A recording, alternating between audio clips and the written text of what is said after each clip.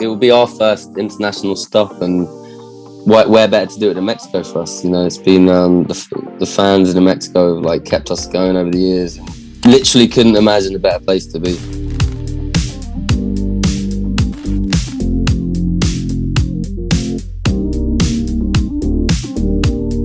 How are you? How you been doing in these months? We've been good, haven't we? We had our first like proper rehearsal for a while, which was amazing. We got to like play lots of loud music and play the old songs, so that was good. And we're good. You know, life's good. Everything's getting back to normal slowly, or not normal. I don't even know what normal is anymore. It's incredible to think that Inside In, Inside Out is celebrating its first 15 years. How has it been for you to look back and listen to this album again? I mean, has your perception of it changed? Yeah, I think the perception does change. I mean, it is like a kind of rebellious teenager. The album is still. When we went back and listened, I mean, obviously we play the songs a lot, but I think when I went back and listened on this time and having space to think about it, it did. Yeah, the album kind of seemed more. It was more emotional and more rebellious and kind of anti-establishment than I recall in a way. I got that vibe. It's quite punky, you know, and I think it's grown more potent that for me, the record. So that, I guess that perception's changed a bit. I think the really stand-up thing is like how much charisma there is in the playing for like quite young people to have like quite advanced charisma in like expressing themselves. Like your language, your diction, your accents, plural accents. My kind of scuzzy, I just don't play guitar like that anymore. I don't think I have it in me. I don't think I'm young enough to play really like scuzzy, punky. You know, we were in Brighton and we played, you know, sometimes it'd be 2 times a night, you know. We were just like playing so much, and it was just that we had an intuition between us all that on that first record. Yeah, like we just can't believe the record is still fresh and people are discovering it now. And yeah, 15 years, it's gone very quickly, to be honest, but it's a nice time, isn't it, to sort of take a breather and appreciate it. This album was released in 2006, a time when the Kooks entered to this new generation of British indie bands. And do you remember what scared you the most when you released your first record label? Because you were teenagers back then, and the pressure should have been easy. I think the first thing the head of the label said to me is like, do you like girls? You want to meet girls? And I was like, I guess so. We were like all so shy, you know, and it was and he was like, you know, we're gonna make you on the posters on everyone's walls, and it's stuff like that was really kind of cliche, and you were chucked into this kind of. But like I said, we just played. We didn't really get involved in the politics too much, and we just played, and then they stuck us in a studio. And I remember that being an issue when talking about recording that record with Tony Hoffa, is that it's a gad about sound. We don't ever stay in one place for long enough creatively for someone to put us in that box, and that must have been hard for everyone around us to work with. But in a way, like that's what we wanted to do, was carve out our own kind of space in music with a knife made out of integrity. I mean, at the time, it's an incredible time for music for bands, and there was so much going on.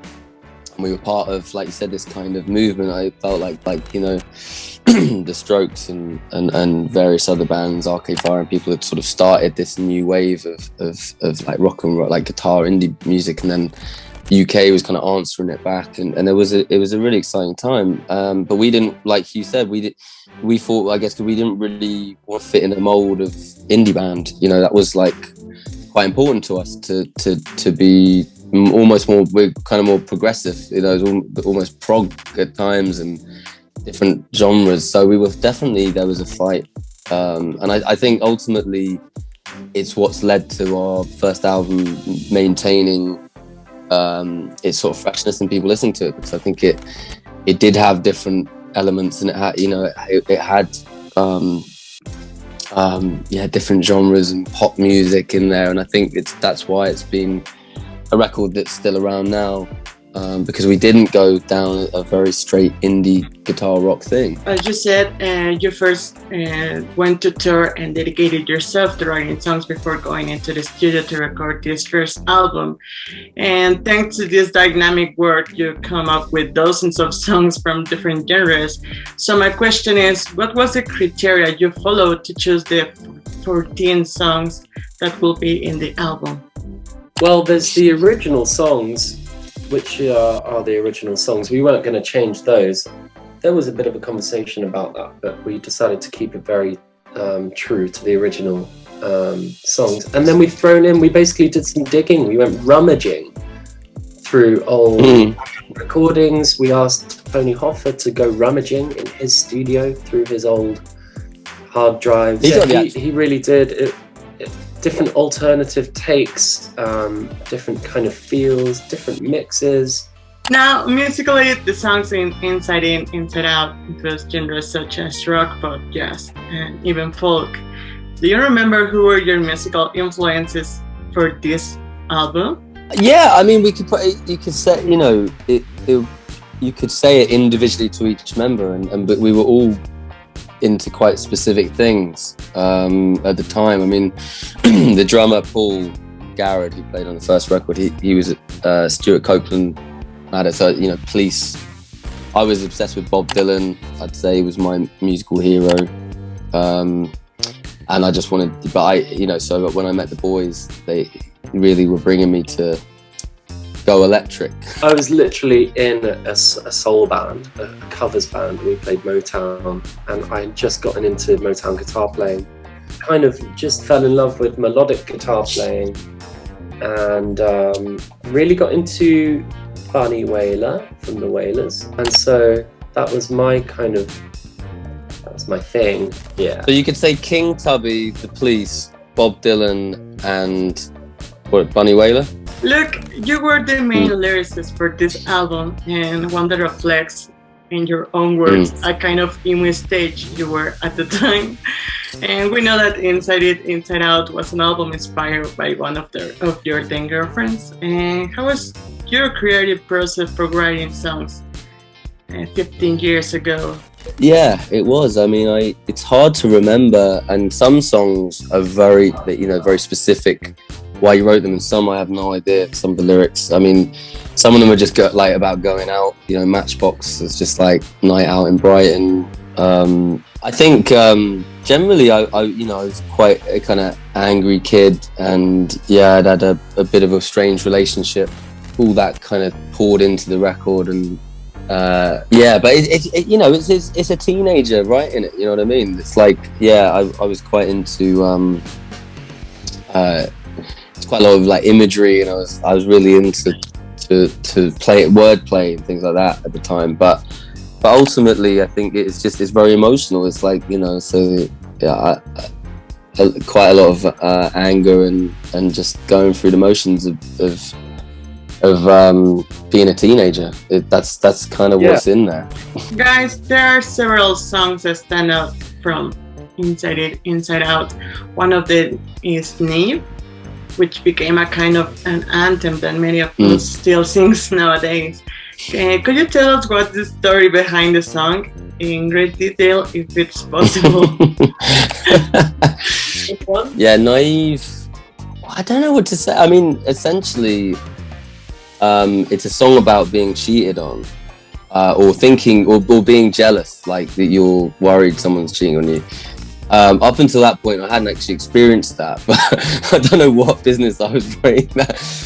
Since then, of course, that's life. But I didn't think, it definitely wasn't in my top songs going into the record. I had written it probably maybe even prior to meeting the guys, or maybe just, well, actually I've met Hugh, but before the Kooks was really going, and it was an old song that I kind of had lying around that I thought maybe was too poppy, you know. It was funny that like, it took Hugh and Tony Hoffa, who loved the song, to be like, dude, we got to record this. I think what it makes it's got a kind of a yearning, so it's like you're obviously crying out for like, why is this, how can this be done?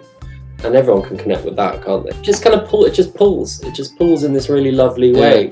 And it's a bit of a crossover to kind of it's fully our, it's got a kind of Jack Johnson-y rhythm, which is kind of a kooky thing, and it's got this bounce which is slightly hip-hop but also big pop chorus, and then this kind of like crescendoed almost finale like ending, and a really lovely lyric about flying a kite. I mean, another special song for Mexican fans of the Kooks is She Moves in Her Own Way, whose official video was recorded in Tijuana. Why did you decide to make that video in our country? Why not? We you know, we love Mexico. Hugh's traveled quite a bit in Mexico. I can't remember if it was around that time, but you were obsessed with Mexico. I was really obsessed with Mexico. I still am. I love Mexican culture. It's so colourful and bright and positive and caring and respectful and self-aware of its history. The video was just a really kind of spontaneous idea to do a bit of a trip to Tijuana and have some fun and just be ourselves. There is some lovely dynamic between us, and not all of that made the final cut. Like a lot of the final cut was just us kind of being like a boy band or whatever, almost being a bit like silly and playful. But then there's times in between where there is a lot of companionship and camaraderism, and that was a really good time for us. Finally, guys, and talking about Mexico, you're one of the first foreign bands to visit Mexico after the COVID-19 pandemic. How do you feel knowing that you will be back on stage in November? Absolutely honored, and like, you know, it will be our first international stop, and where better to do it in Mexico for us? You know, it's been the fans in Mexico have like kept us going over the years, and you know, literally couldn't imagine a better place to be. Seriously, we should think of something really special. What do you think we should, what the most special thing that you can advise us to do on stage at the festival? I don't know, guys. I've seen you before, and I think you have a great connection with Mexican fans. Last time I wore a sombrero. Maybe a Mexican flag. Mexican flag. I hope, yeah. I'll dye my hair in the colours. The drum skin, just the Kooks Mexican drum skin. Nice. We'll do something special. We'll definitely do something special. It's going to be a very, very big deal for us, and we honestly, when we got the call, we were so excited. So we just can't wait. Thank you for your time and for telling us more about this album. And I hope you stay well, and we can see you in November in Monterrey. Wait, thanks, Steph. So good chatting to you. Love your hair as well, Stefan. Thank you. So cool. Bye.